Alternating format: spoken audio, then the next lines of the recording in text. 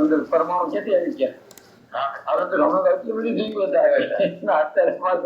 Fluctuation આ બધા ફ્લક્ચ્યુએશનોમાં એટલે આ પ્રકૃતિની બધી વસ્તુ આમ પસાર થતી હોય. આ છે ને પડદા ઉપર પસાર થાય.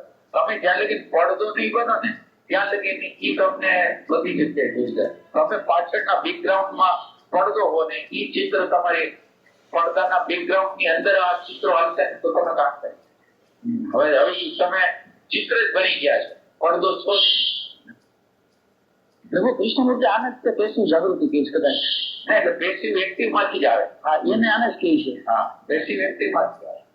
એક્ટિવ છે એટલે જ્યારે પેસિવ થઈ ગયા ને એટલે જ્યારે ત્યારે તમારે જ્યારે જરૂર પડે ને ત્યારે ઊભી જ હોય. એ ઊભી જ હોય.